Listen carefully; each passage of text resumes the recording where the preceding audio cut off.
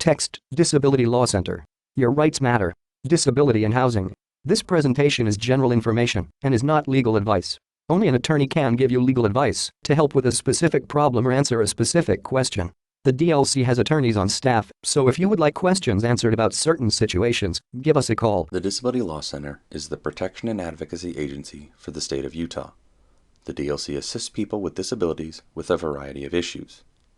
The DLC also has a fair housing program to address discrimination in housing, which is available to people who belong to all protected classes, not just people with disabilities. Text, Nate Cripps, DLC staff attorney. The Fair Housing Act was enacted in 1968. It was created to give everyone equal opportunity in housing and to use and enjoy their dwellings.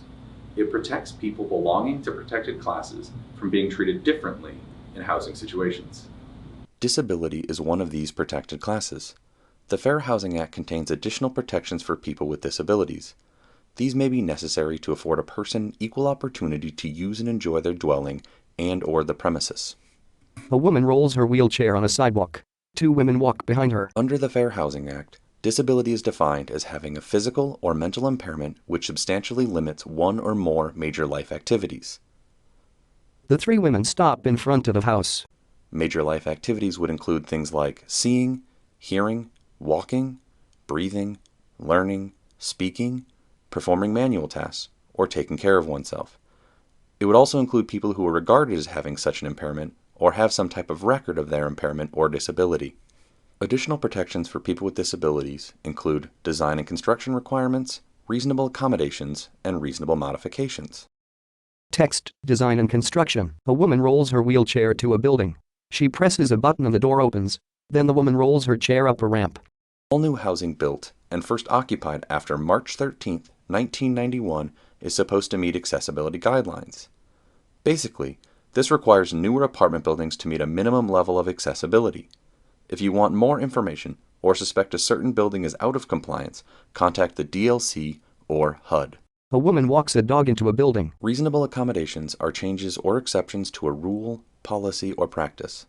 Examples might be someone who is blind requesting that correspondence be given in large print or sent electronically, or exceptions to a no pet policy for an assistance animal.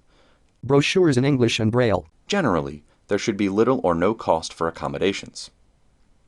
A dog lies near a woman's feet. Reasonable modifications are structural changes to dwellings and/or common areas. Examples of modifications might be a ramp to allow wheelchair access, grab bars in a bathroom for someone with mobility impairment, or doorbells and smoke detectors with lights for someone who is deaf or hard of hearing. Generally, a tenant should expect to pay for a modification themselves unless the property receives direct federal funding. Nate Cripps. For a person to be eligible to request an accommodation or modification, they first must have a disability. Next, there must be an identifiable relationship between the requested accommodation or modification and the individual's disability. Finally, the request must remedy the individual's inability to use and enjoy their dwelling. With both accommodations and modifications, a request will be considered if it is reasonable. What does reasonable mean? First, it should not impose an undue financial and administrative burden on the housing provider. Second, it should not fundamentally alter the nature of the housing provider's operation. The determination for how reasonable a request is should be made on a case-by-case basis. Text, How to request a modification or accommodation. To make a request, a resident must ask for an accommodation or modification. A man at the DLC gives a woman a paper to sign. The request can be made in any manner or at any time. The request can be made verbally, however, writing is always preferred. The woman in the wheelchair meets with two other women. The request can be made by the individual, or it can be made by a representative acting on the individual's behalf, such as a family member or caseworker. A basic request for an accommodation or modification should include a number of things. For a written request, include the date and your address. Identify yourself as a person with a disability. List the rule or policy you are requesting an accommodation for, what the modification or accommodation is that you are requesting, and your signature. Housing providers might ask for documentation to verify disability and need. If you have an obvious disability and your request is readily apparent, then your landlord may not ask for any additional information about your disability or disability-related need. For example, a person in a wheelchair might ask for a ramp. A woman walks through a hallway. If you have a disability that is not obvious and the request is not apparent, then your landlord may ask for disability-related information, i.e., a person with a mental impairment requests an emotional support animal.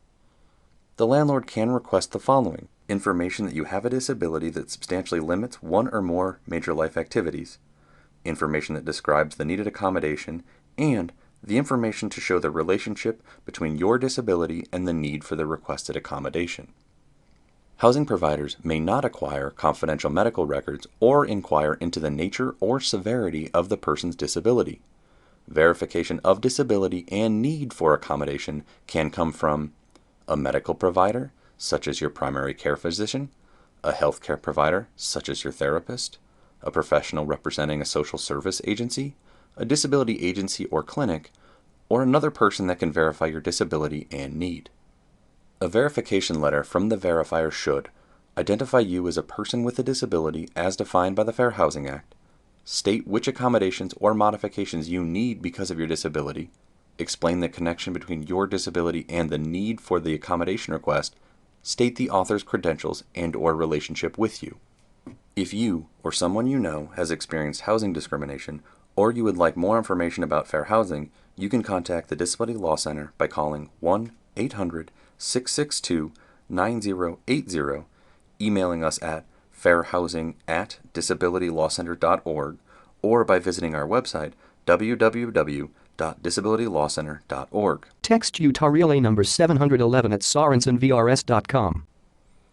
You may also contact UALD by calling 801-530-6800, or the HUD Regional Office by calling 1-800-877-7353 to file a complaint on your own. HUD website https://www.hud.gov/ Equal Housing Opportunity. Disability Law Center. Your rights matter. The work that provided the basis for this publication was supported in part by funding under a grant awarded by the U.S. Department of Housing and Urban Development. The substance and findings of the work are dedicated to the public. The authors and publisher are solely responsible for the accuracy of the statements and interpretations contained in this publication. The Federal Fair Housing Act prohibits discrimination on the basis of race, color, sex, national origin, familial status, religion, or disability. Utah law also prohibits discrimination based on source of income in the rental, purchase, and sale of real property. This publication was funded in part by the U.S. Department of Health and Human Services, the Center for Mental Health Services, the U.S. Department of Education, and the Social Security Administration. The contents of this publication are the sole responsibility of the authors and do not represent the official views of these agencies.